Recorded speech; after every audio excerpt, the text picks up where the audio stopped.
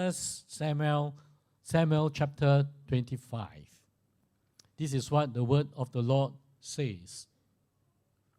Now Samuel died. Not a good way to introduce a chapter. Now Samuel died, but all Israel assembled and mourned for him, and they buried him in his house at Ramah. Then David rose and went down to the wilderness of Paran. And there was a man in Maon whose business was in Carmel. The man was very rich. He had 3,000 sheep and 1,000 goats. He was shearing his sheep in Carmel. Now the name of this man was Nabal, and the name of his wife Abigail. The woman was discerning and beautiful, but the man was harsh and badly behaved. He was a Calebite. David heard in the wilderness that Nabal was shearing his sheep. So David sent 10 young men.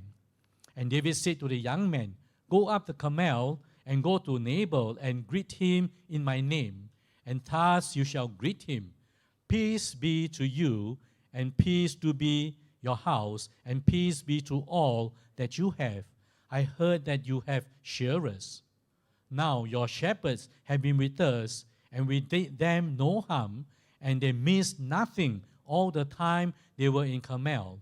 Ask your young men, and they will tell you. Therefore, let my young men find favor in your eyes, for we have come on a feast day. Please give whatever you have at hand to your servants and to your son David." When David's young men came, they said all this to Nabal in the name of David, and they waited. And Nabal answered David's servant, "Who is David? Who is the son of Jesse? There are many servants these days who are breaking away from their masters. Shall I take my bread and my water and my meat that I have killed for my shearers and give it to men who come from I do not know where?" So David's young men turned away and came back and told him all this. And David said to his men, "Every man strap on his sword," and every man of them strapped on his sword. David also strapped on his sword. And about 400 men went up after David, while 200 men remained with the baggage. Well, this evening we are looking at a story, a very interesting story in chapter 25 of 1 Samuel that really does speaks to a lot of hot issue buttons even today. If you look at the story, you can see that there's a story of a grievance. A man is wronged, right? He is treated not in a good way, shamefully, and it hurts. And there is an overwhelming driving impulse to set right what is wrong, the wrong that has been done to him. Then you find that there's a story of power. There are 3 people in this story, and each of them exercise power in a very different way. There is also a story about anger. It shows a temptation that lurks in each of our heart, the destructive passion that can be unleashed by any one of us when we have been wrong. So this is a story that speaks directly to us today, and it is full of practical wisdom, and it's full of hope, because most of all, this is a story that shows us how God works in our fallen world that we live in today. He is a God who will restrain us from the destructive power of all the wrong impulses of our heart, right? He will bring justice to those who defy him, and he will promote peace by sending people who will speak words of wisdom. So run through the story, right? There are 3 characters in this story. There is a good king, there's a wise woman, there is a proud fool. So we're going to take the next 3 weeks in this story. And each week, we will focus on one of these three characters. So this evening, we begin the spotlight on David, who is the good king. What is said about the good king? It says here, then David rose and went down to the wilderness of Paran. See, now David was God's chosen king, wasn't he? He has been anointed by the prophet Samuel as God's anointed king. We also saw and we know that at that point he was filled with the Holy Spirit, a godly man. So when he came to the throne, if he would come to the throne, blessings that would come from God would flow to his people. But that time of him ascending to the throne had not yet come. Because the old King Saul, right, he resisted. He resisted the will of God. He refused to recognize David as God's chosen king. He chose to remain and take the throne as long as he could. And worse than that, he was already all too determined, right, to destroy David. So because of that, David was on the run, running away from King Saul, living in caves. And here following him was a small army of 600 loyal men who was committed to following him whatever the cost. So here in this story, we find here, David is in the wilderness of Paran. We can't imagine what the wilderness is like. In fact, if you know what the wilderness is like, we know that the wilderness is a wild place where it is easy to hide. Because it's all wild, but yet it is a very hard place to survive. Think about that. Where do you find food to feed 600 men in a desert, in the wilderness, if you are the leader of the band? So here, David found himself in this position, and he found that he needed the help of others. And that's where we are introduced to Nabal, a man who has been richly blessed by God. Well, we told a little bit about Nabal. First of all, he was blessed in his business. In verse 2, we are told that there was a man in Maon whose business was in Carmel. The man was very rich. He had 3,000 sheep and 1,000 goats. And believe me, these numbers are huge. He had a massive herd of animals, really a lot. And it is a business, right, that he has prospered. And here God blessed him with great wealth, great success. Secondly, Nabal was blessed through his wife. Then we read in verse 3, now the name of the man was Nabal, and the name of his wife Abigail. The woman was discerning and beautiful. Not only was she beautiful, she is discerning and wise. There are many women who are beautiful, but they're not discerning. But when you find a woman who is both beautiful and wise and discerning, that is a good woman. So if you read further in this whole story, you discover that Abigail is truly the central figure in this story. But that we'll focus on her the next time round. But here we've been told about Nabal. He was blessed, not only because he had a successful business, but also he had a beautiful and wise wife. Well, thirdly, Nabal was blessed in his heritage. He was a Calebite. Right? It's told there for a reason. Why? If you look at the history of Israel, Caleb was one of the spies sent out by Moses to gather intelligence on the promised land. So you remember the story, right? The spies returned and they told this to Moses. The land is flowing. Oh, it's flowing with milk and honey, but the people of the land are strong. We are not able to go up against the people, for they are stronger than we are. In the story of 10 of them said no. Caleb was one of them who said yes. Right? He had faith. He was the one who called on God's people to go up and occupy the land as God has commanded. So here we are told that Nabal was a Calebite. Nabal belonged to a family known for their faith. Unfortunately, Nabal was not like his ancestor Caleb. We are told in verse 3, the man Nabal was harsh and badly behaved. If you are studying the Bible, it's good to read other versions, like what Annie did just now, right, to share in a different version. Here you find that in other different versions, Nabal was described as mean and bad-tempered. That's a Good News Bible. Then the Living Bible tells us Nabal was stubborn and ill-mannered. Then the New Living Translation tells us he was crude and mean.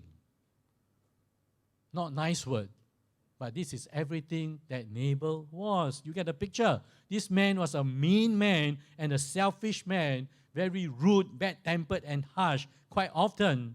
But then David knew nothing of Nabal's character. All he knew was that now his men are hungry, right? And there was a man in the wilderness whom God has blessed and prospered, and that this man might just be the means through which God will meet his need to feed his 600 hungry men. So we are told in verse 4, David heard in the wilderness that Nabal was shearing his sheep. We never know what is shearing the sheep, right? In Singapore, we never shear sheep. We don't. But shearing sheep for a shepherd was like a harvest to a farmer. It is like your bonus time at the end of the year, so to speak. That was payday. Everyone has to keep warm, and in Nabal's day, right, the wool that can be sheared from 3,000 sheep would have been worth quite a fortune, believe me. So sheep shearing was really, at the end of that time of the year, was really a time of celebration, a time of holding big feasts just to rejoice. The year's work has been done. Now is the time, right, to rejoice because you're going to get money in your bank. That's the occasion of when you are shearing a sheep. But verse 8 also tells us that Nabal and his men were enjoying a feast. And that's when David sent 10 of the young men to ask Nabal for help. And in David asking the young men, getting the young men, instructing them to ask for help from Nabal, actually David gives a very good model how we should ask people when you are in need of help. Some practical lessons for us. How do we ask people? Learn from David's men. He told them, right? And in telling them, he was helping them to make a courteous approach. So David sent 10 young men, and David said to the young men, go up to Carmel and say to Nabal, and greet him in my name. And thus you shall greet him, peace be to you, and peace be to your house, and peace to all that you have. So here, David's men came in peace. You want to ask people for help, you are grumpy and you are rude. Who will help you? Right? So be courteous, be nice, address someone. Right? Hello, so-and-so, can you help me with this? Be courteous. If you met people who come and ask you for help, it's like giving you an order. That's not the right way. So here, David's men came in peace. They expressed a desire for God's blessing to be on Nabal, his family, as well as his business. Then learn another lesson. Establish a common interest. So here it says, greet him in my name. That's why he instructed his servant. Why? David was the chosen king. That meant that he was Nabal's future king. He's not any Tom, Dick, Harry. This is your future king. So the point of the introduction is to establish a common interest, that David is our future king. Of course, it meant to say, Nabal is your future king too. Do you get what I mean? So there's a common interest. Third, you make a reasoned request. Remember that Nabal was at that point enjoying a feast when David's men came. A feast, by definition, involves a big, lavish outlay of food. But yet, the request they made was very simple. Right? He didn't ask for all the food. He said, please give whatever you have at hand to your servant. And David said, and to your son, David even. So here you notice that David gave Nabal a reason for the request. He describes his man as Nabal's servant. Why did he do that? The answer is that David's men had over a period of time been serving Nabal in watching over his flocks. He has been protecting Nabal's servant and Nabal's flock from all the raiders that would come and wild animals. Verse 7 and 8 tells us, your shepherds have been with us, and we did them no harm, and they missed nothing. All the time they were in Carmel. Ask your young men, and they will tell you. In fact, some verses later, right, Nabal's men attest to this. He said, they were a wall to us both by night and by day. All the while we were with them, keeping the sheep. So notice this. Nabal's flock were in the desert. That is wild country. And bands of raiders could easily raid them, and they could just kill off the shepherds and steal the sheep. But that never happened. And the reason it never happened was that David's men were just providing the protection for Nabal's flock as well as his servant. So now David and his men were hungry. They had been helping Nabal. And because of what they have done, it is reasonable for David to ask his men for some food. Isn't it? A very reasonable request. So here David's servant delivered the message of peace and a modest request. Then we were told they waited. They waited for a reply. So at this point, I will make for us 3 observations about this story this evening. All right? Think of the story as a backdrop. 3 observations. First of all, in life, we will be provoked. That is a given. Right? They waited. So it seemed that Nabal took some time to think, to consider about the request. So what we have here is really not a knee-jerk reaction from Nabal. The servant waited. Nabal thought for a while before he gave his reply. Right? And we know that when we give a knee-jerk reaction, sometimes it can be too harsh and too quick and all that. We know that we can say foolish things when we don't think enough, when it's a knee-jerk reaction. But the accountability and the responsibility is certainly heavier and greater when our words reflect a considered response. Someone make a request and we have not thought about it, then we said something foolish. We do that often sometimes, or sometimes for some of us too often. But if you have waited and considered, and when you gave a reply, after giving some time to think about it, there is greater responsibility. The servants waited, and then we read, and Nabal answered David's servant, "Who is David? Who is the son of Jesse?" Let me tell you, Nabal do know who is David. The story of David and Goliath, right? It's a story that the whole of Israel knew about. Everybody knew about David's triumph over Goliath. That if he had lost, the people of Israel would have become slaves. And I want you to know that Nabal even knew that he was a son of Jesse. Right? Who is David? Who is the son of Jesse? He knew that David was Jesse's son. And David was the Lord's anointed. David was a future king.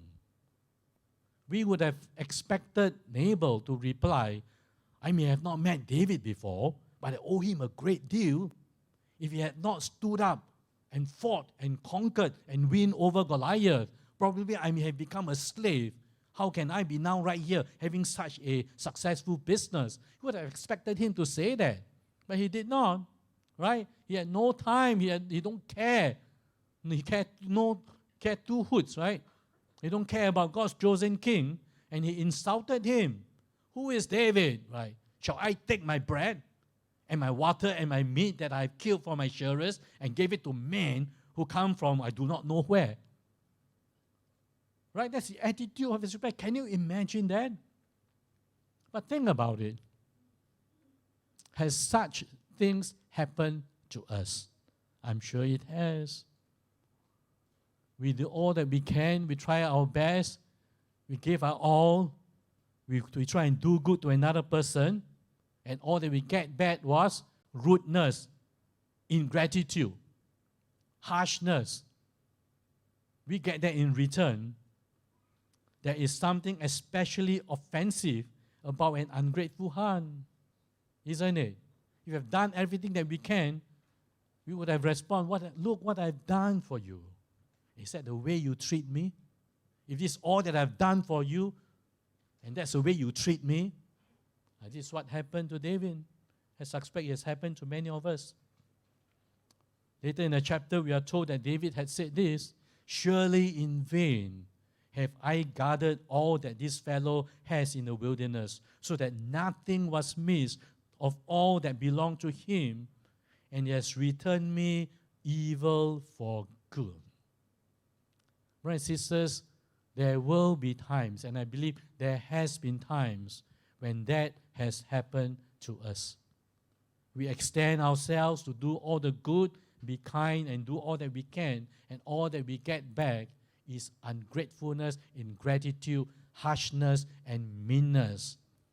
So believe me, the first observation, we will be provoked. It is a given. But when we are provoked, that's the second observation. When we are provoked, understand this, we will be tempted. So when David's men came back, he reported all this to David, and David was furious. We are told here, David said to his men, every man strapped on his sword, and every man of them strapped on his sword, and David also strapped on his sword. What happened? His response, oh. You can imagine, his blood boiled, right? He blew a fuse. Something within him just snapped. Oh. Some of us have experienced that, isn't it? Already.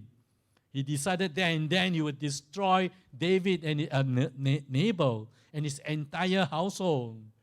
Well, thank God. Thank God that didn't happen.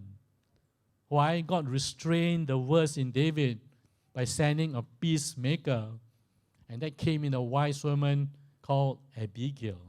But what I want us to see here today is that when David was provoked, he was tempted. He was tempted. And if it had not been for the restraining grace of God, he would have done what he wanted to do.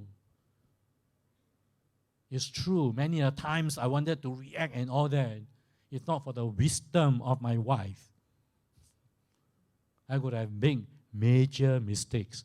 Believe me, so I can understand David's position here. So right, we will do things that we will have regretted for the rest of our life. And that's what David would have done. Right? He would have murder on his conscience. Right? So brothers and sisters, there are some very practical lessons to learn.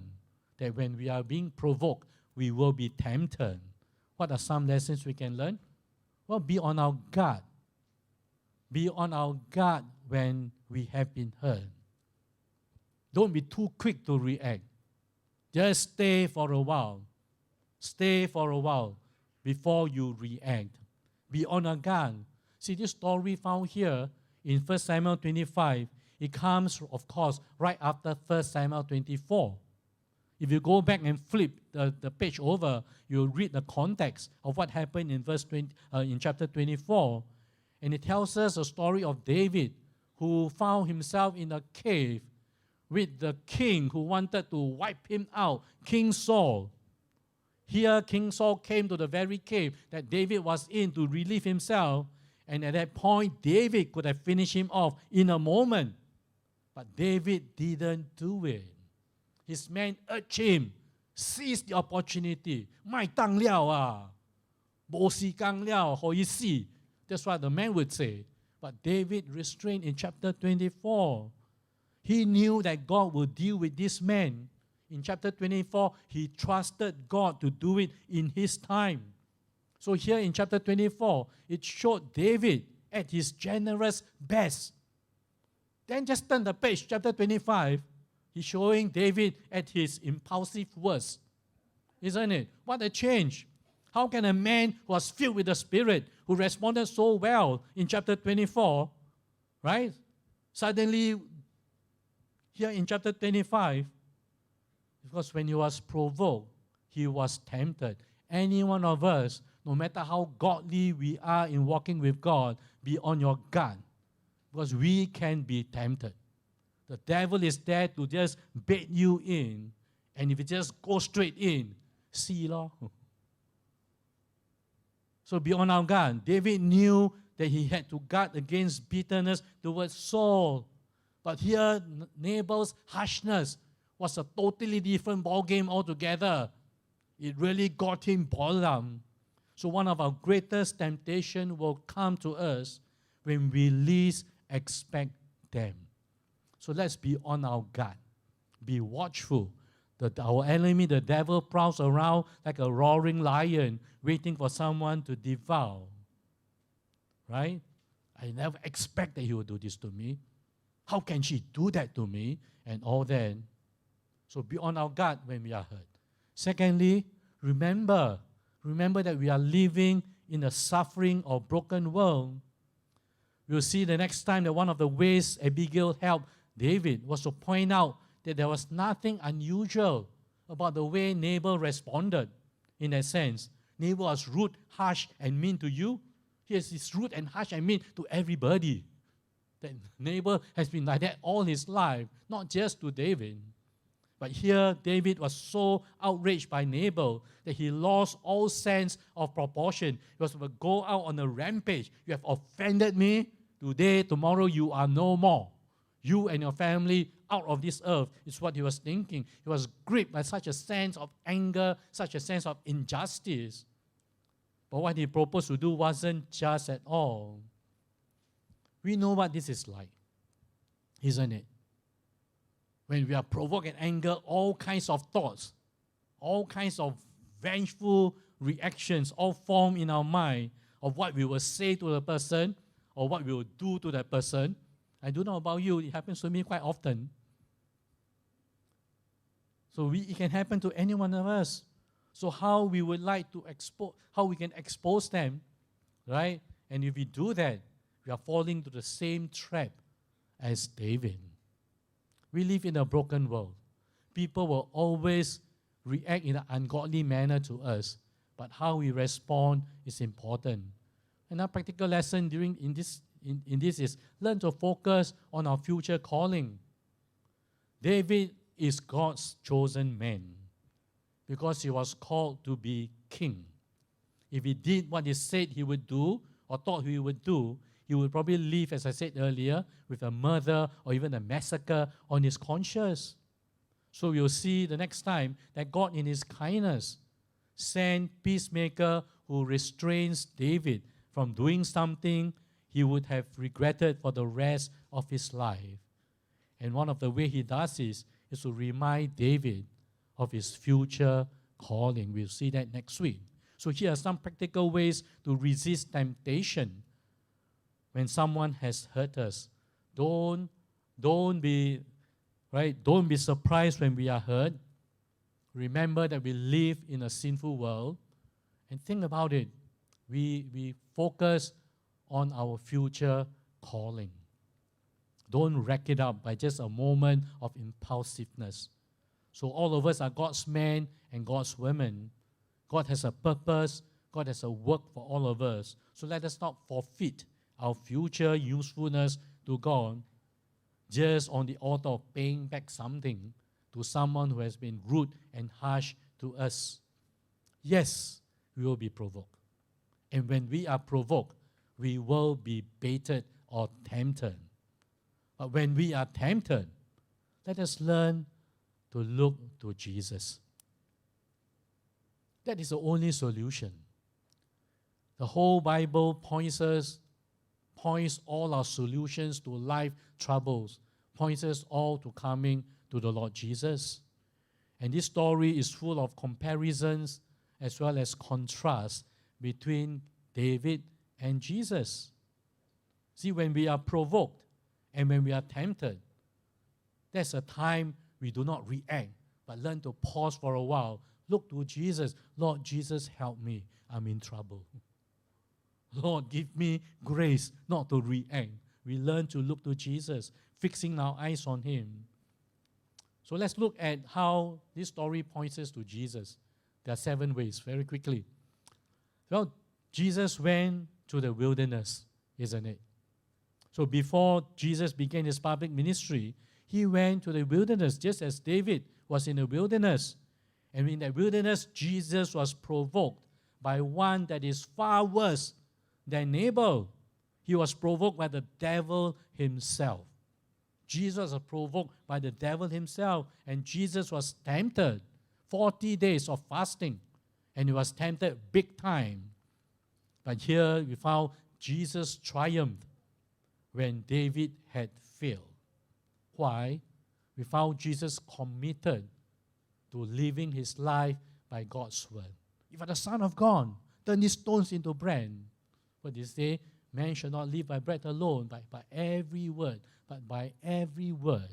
that proceeds from the mouth of God. Because he was anchored in God's word. God sustained him when Jesus was tempted in the wilderness. Then David guarded Nabal's servants and Nabal's flock. But let me tell you, Jesus guards us in more ways than we know. He is always watching over us, looking at us all the time. Just think about it, what kind of losses you would have suffered if the hidden hand of God had not been guarding us. Right? How many accidents we have got into, how many falls you would have fallen, how much more serious those things can become. None of Nabal's sheep were lost because they were guarded by David's and his men. And none of Jesus' sheep will be lost because we are guarded 24/7 and for all eternity by our good shepherd. Well, David sent his servants to Nabal in peace. Jesus didn't send his servant. Jesus came to us with a message of peace. Right? He says to his disciples, peace I leave with you, my peace I give you. Not as the world gives do I give to you. Let not your hearts be troubled, neither let them be afraid. Then David was treated shamefully, and, well, Jesus was provoked. While David was so tempted to retaliate, well, Jesus did not retaliate. Look in the life of Jesus in walking to the cross after Gethsemane. He was mocked. He was spat on. He came to his own, and his own received him not. He gave himself for the people that showed him no gratefulness, no thanks whatsoever. So Jesus provoked, he did not retaliate. Then David decided that he must bring justice to Nabal. But what did Jesus do? Well, Jesus trusted himself to God who acts justly. Who acts justly. We are told in 1 Peter, when he was reviled, he did not revile in return when he suffered. He did not threaten, but continued entrusting himself to him who judges justly. So here we find Jesus trusted the Father to bring justice in his own time. That's why when he was on the cross, he could pray, nailed to the cross, Father, forgive them, for they do not know what they are doing. In 1 Samuel 25, David was vindictive. But we find in Jesus the contrast. Jesus shows mercy and grace. And should we not be grateful and thankful that Jesus prayed for mercy rather than for justice? Justice is in the hand of God the Father. He will bring it in at the right time. But what Jesus wanted, right, was for his people who hurt him not to be destroyed. He wants those who hurt him, who sins against him, to be saved. That's why he prayed, Father, forgive them. And that's how Jesus brings peace to all sinners like all of us. Lastly, we find that Nabal refused to share the food on his table. But when you look at Jesus, he invites us to join us at his feast in heaven. Here Jesus holds all of God's blessings in his hand, and he invites us to share all that with all of us. Neighbor said, "Shall I take my bread and my water and give it to men who come from I do not know where?" What did Jesus say? Jesus says, "I am the bread of life. Whoever comes to me shall not hunger, and whoever believes in me shall never thirst." Yes, in this broken world of ours, we will be treated, responded to by all kinds of people in very ungodly manner. How do you want to respond when we are provoked? So each time we are provoked, we will be tempted.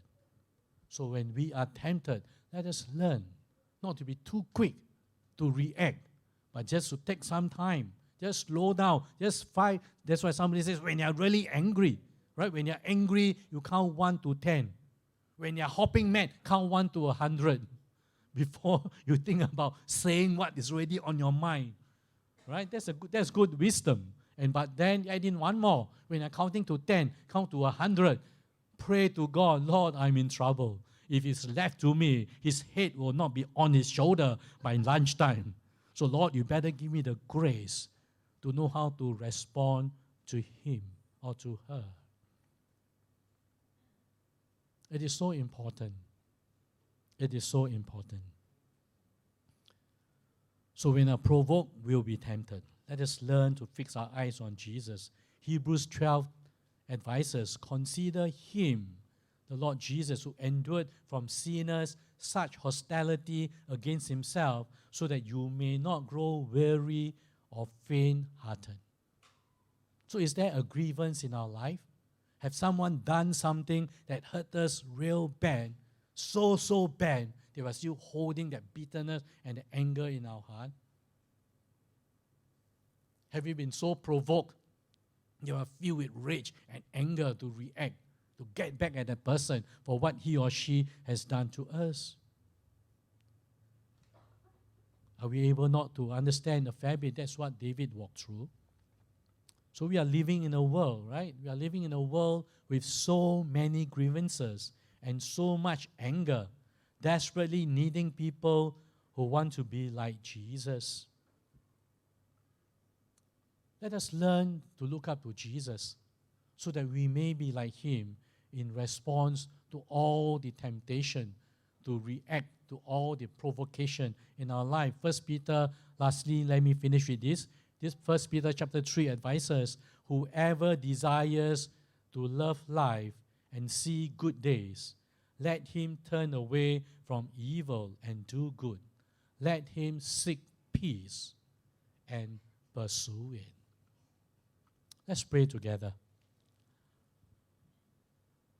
Father, we acknowledge that on our own, many of us are tempted to react to all the things that are done harshly, all the things that are done to us that cause us pain and hurt. That, Father, because we ourselves are broken and sinful, it is so tempting to react and to respond with that same harshness, rudeness that we ourselves have received. So, Lord, we want to confess that on our own, we will fail, and we have failed many times before. So, Lord, this evening, I want to pray that and ask of you that, Lord, the Spirit of the Lord will just come and open our eyes as we review this story about how David, what happened to David, as we learn what it means to turn to Christ. Lord, give us that posture of the heart, that each time we are provoked, we will not be too quick to react. We will learn to look up, fixing our eyes on Jesus, looking up to him for help. For Lord, he will grant us sufficient grace to overcome all temptations so that we may walk victoriously. Because Lord, that is what you want us, how you want us to respond. So Holy Spirit, come and remove from us every ungodly spirit. Any desire for us to react with anger, with whatever. Remove all that and grant us a spirit that comes from you. For Lord, you come and fill us with a spirit of your peace, that we will learn to seek peace and pursue it. We thank you and we pray, Lord, in Jesus' name. Amen. Thank you.